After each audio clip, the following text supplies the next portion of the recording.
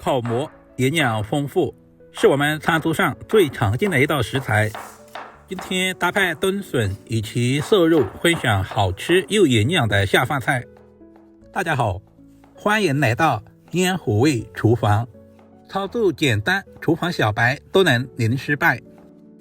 首先準備300克的烤饃放在大一點的碗中，加入1勺食鹽，多一點的清水，浸泡5分鐘左右。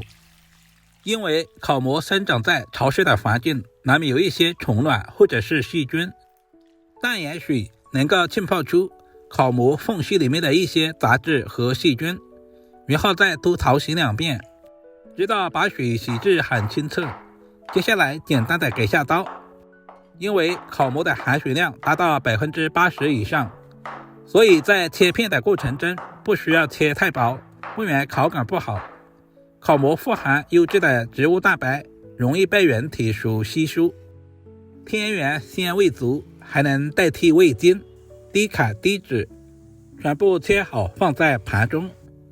準備200克左右的瘦肉，切成薄片。不喜歡吃豬肉的也可以用牛肉來替代。瘦肉富含優質的動物蛋白，能夠補鐵、補氨基酸，好吸收，有利於孩子長身體。接下來簡單的醃製一下，加入少量的胡椒粉，小半勺的食鹽，小半勺的玉米淀粉，少量的清水，下手抓拌一下，使調味料完全化開，這也是肉片鮮香滑嫩的主要原因。放在一旁醃製5分鐘左右備用。接下來準備一個燉筍，首先從中間化開，然後稍微的轉動一下，這樣很輕鬆的就把筍殼給剝下來了。燉筍是現在大量上市的季節，也是一年之中最好吃的時候。我們這邊10元1斤，比五花肉還要貴。表面的纖維比較粗，我們要切掉一小部分，這樣才不會影響整道菜的口感。接下來對半切開，然後再切成厚薄均勻的片。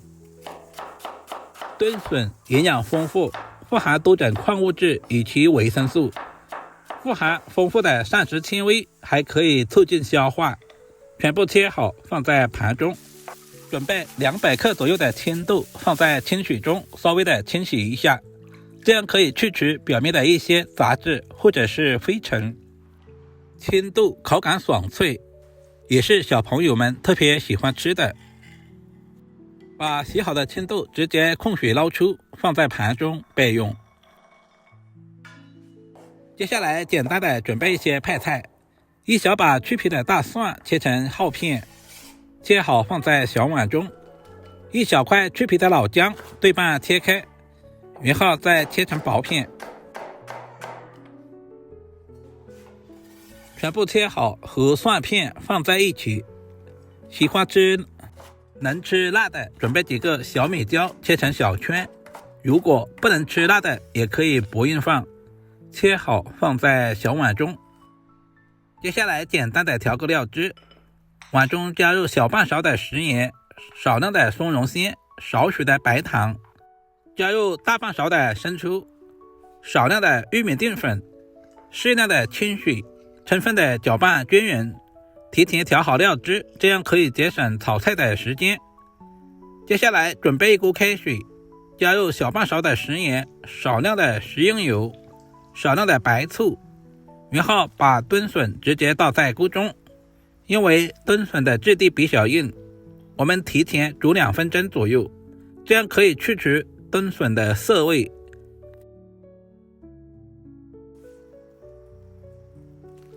接下來把烤饃也倒在鍋中，這樣可以去除烤饃裡面的草酸。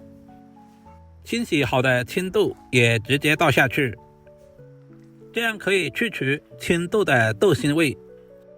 青豆焯下水，還可以節省炒制的時間，在炒制的過程中不容易發黃。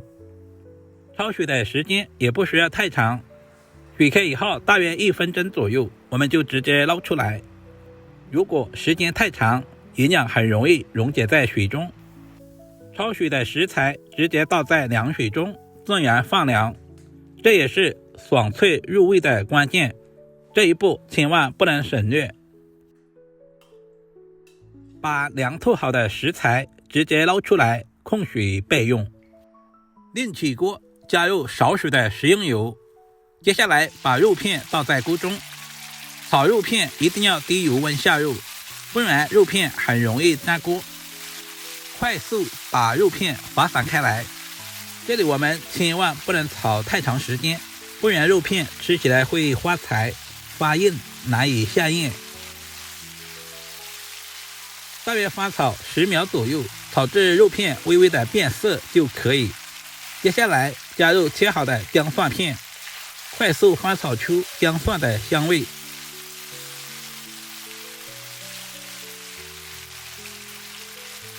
接着把控乾水分的食材直接倒在鍋中，開大火快速翻炒均勻，把食材表面的水分炒乾，同時炒出香味。全程開大火不停的翻炒，大約翻炒2分鐘左右。接下來把準備好的料汁再次攪拌均勻，把調製好的料汁直接倒在鍋中，使所有的食材快速入味。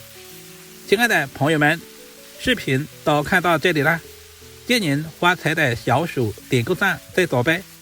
您的每一個點讚留言都是我前進最大的動力，非常感謝您一直以來的支持與鼓勵。經過高溫快速的翻炒，現在的調味料已經完全的化開了，每一種食材都已經入味了。接下來加入切好的小米椒，快速翻炒均勻，把小米椒炒出辣味。幾種食材搭配在一起，五顏六色，看着都特別有食慾。開大火，把湯汁收至濃稠，使食材的表面都能夠裹上薄薄的醬汁，這樣吃起來會更加的入味。一道營養又好吃的下飯菜就這樣做好了，是不是非常的簡單？如果你也喜歡這種做法，就趕緊收藏起來，有時間做給家人們嘗試一下，肯定不會讓您失望的。簡單的幾種食材搭配在一起，不僅營養全面，口感豐富，主要是操作還十分的簡單，廚房小白都能夠輕鬆的掌握。好了，今天的視頻就簡單的分享到這裡了。如果對您有一點點幫助，就麻煩點讚、收藏、留言並轉發出去。我們下個視頻再見吧。